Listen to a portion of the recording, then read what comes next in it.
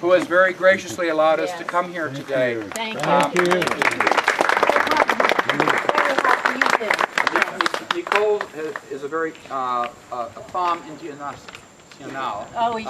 She was born in Paris. You can't tell, right? She worked as a fashion designer in Milan. She's lived in Lebanon. She's lived in Greece. Her father was a private pilot for an Arabic sheikh, and she spent all over the world. And she's worked in the fashion industry in New York as well. And we're very blessed to have her here. Her cousin Jane Bushway is one of the actresses with the Flat Rock Playhouse and also stars in those insurance commercials. Yes. And, which insurance company was that? I can't Janie remember. was advertising. But she's riding around in a car with another lady, and very attractive, very striking woman with very short, natural gray hair, white, almost white silvery hair. I don't blame you these days.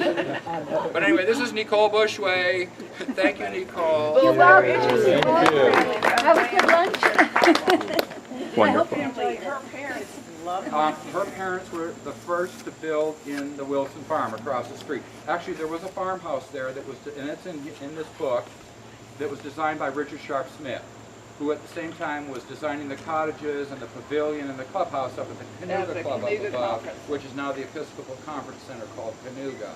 He designed, Earl Stillwell designed, Richard Sharp Smith designed a farmhouse in what is now the Sugar Hollow Farm and in the Wilson Farm. But the first house after the heirs started to subdivide the farm were the Bushways, Nicole's parents.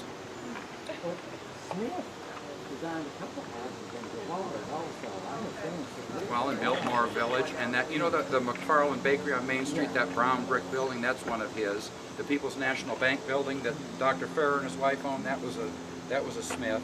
And of course our classic courthouse, our historic courthouse. Well, and there's a monument in Asheville that some of the stuff he did, I mean, the bronze one.